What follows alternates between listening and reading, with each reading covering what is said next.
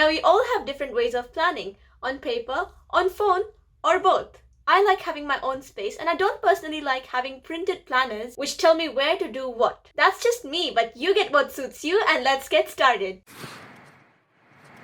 I usually plan almost everything in my bullet journal. It's not too fancy. I just got some dot grid paper printed out and then bind it into a spiral book. Let's start off with goals we want to achieve this Ramadan. There are so many things I want to do this Ramadan, inshallah. But before I list them, I want you to think of the type of person that you want to become this Ramadan. Think back to the last Ramadan. Is there something that happened last Ramadan that you want to change this Ramadan? Imagine yourself. What sort of a person would you be if you were doing everything that you wanted to do this Ramadan? And then list the habits and mindset that your future self has, which led them to becoming who they are. The ideal me that I have in mind for this Ramadan: sleeps well, has scheduled in daily physical activity, prays with focus, eats calmly, is productive, spends time with the Quran, avoids unnecessary distractions, and so on. So write down the actions that lead you to becoming the type of person that you want to be. Don't make your goal to read the Quran every day. Make your goal to become someone who reads the Quran every day. Make a goal to become someone who prays all their fard prayers on time every day. Make your goal to become someone who does not waste time on things that do not benefit them. And what you want to do here is to make your good habits easier to do and your bad habits harder to do. Have your Quran near your prayer area. Make it easier for yourself to watch more Islamic content. Make it harder for yourself to watch unnecessary content. Unsubscribe to notifications or reminders about content that you think will distract you, or just switch them off. And on the other hand, switch on reminders and notifications for good content that will help you with your goals. The main idea here is that if you turn off your notifications for distracting content, you have to go all the way to find those videos to watch them instead of them being available to you within a click. We're all subscribed to content that might not be beneficial to us in Ramadan. For example, I will turn off my notifications for videos with horror stories because I don't think that it'll help me with my goals that I have for this Ramadan. So there is a very low chance that I will actually watch those videos during Ramadan. And I will switch on reminders for Islamic lectures and tafsir videos, etc., so that I can access them in a click from my notifications area. Basically, I made it easier for myself to do it, so there is a high chance that I will be watching those beneficial videos. With habits that you want to be doing this Ramadan and bad habits that you want to be avoiding this Ramadan, make sure that if they are fard stuff, then you don't only limit it to Ramadan. For example, if you're going to start praying all your prayers on time this Ramadan, which is fard, then make sure that you don't only keep it to Ramadan and go back to not praying once Eid comes. And if you're going to stop a haram habit, make sure that you avoid it after Ramadan too and not just in Ramadan. Because the main point here is, are you worshipping Allah or Ramadan? What's obligatory on you as a Muslim needs to exist out of Ramadan too, so don't make it a goal to stop it once you reach Eid. Because what's fard on us as Muslims is fard throughout the year and not just in Ramadan. Now with any goal you have, break it down into small achievable steps, including what the easiest small step of it might be. So for example, if I want to be someone who reads the Quran daily this Ramadan to complete it from start to finish, my small achievable steps might be to read 4 pages with every salah or 2 pages before and after salah. That way I can finish 1 juz every day and possibly the whole Quran in Ramadan. What would the starting step of this action be? It's not reading 1 page, it's not reading 1 word. Yes, those are some of the steps, but the first most step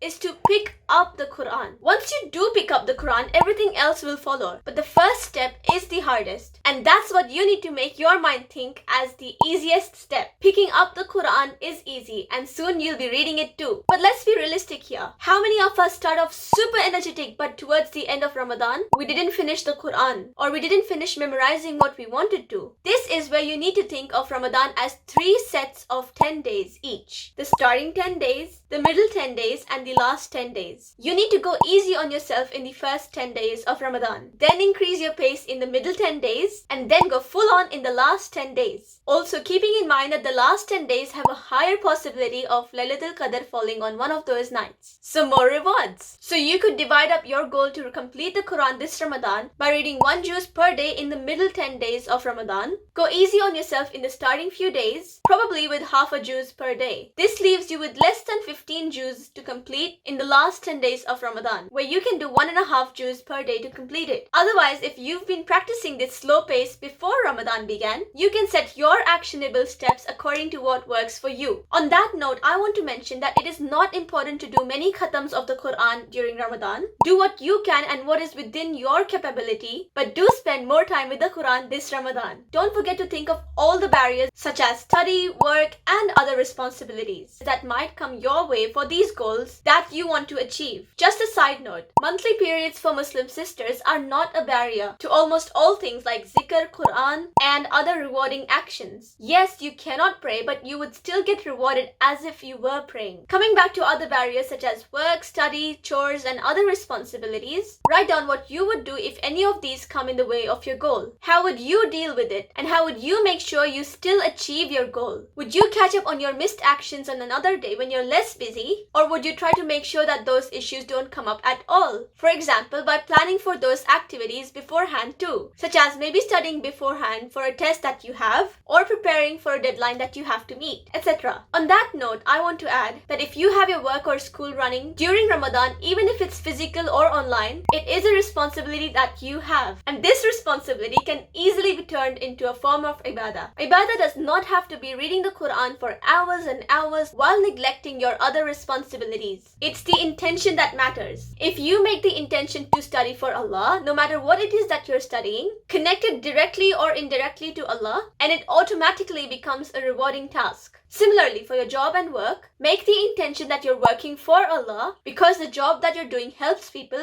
and helping people is loved by Allah. So doing your job is making Allah happy. So don't feel guilty if majority of your time is spent working or studying. Imagine getting sawabs for just doing your schoolwork, housework, and office work, subhanallah. But have a schedule, a routine that puts together all your actions to achieve your goals. Make it such that one thing you already do triggers the next action. So something like when I lay down my prayer mat, I will keep my Quran next to it. After I say salam in my salah, I will take the Quran and open it. These habits might be overwhelming and stressful at first, so have an accountability partner like a friend, a sibling, parent, or anyone who is happy to make sure that you're staying on track. Now this is Anam. Anam wants to do a khatam of the Quran this Ramadan, and she wants to pray sunnah and nafil salahs. She also wants to be physically active during this Ramadan because taking care of health is a form of ibadah too. Anam is a university student, so she has a lot of assignments to finish, lectures to watch, exams to prepare for, and she also does some casual work from home. This is her schedule for Ramadan. She wakes up 2 hours before suhoor and prepares for something to eat. Then she prays a tahajjud prayer and gets 10 minutes of exercise, after which she has a suhoor. Then after Fajr Salah, she reads half a juz of Quran. After that, she begins working on her university study while she's still feeling fresh and full. In the afternoon, she prays Zuhr Salah along with some nafil and sunnah prayers of Zuhr, reads 2 pages of Quran,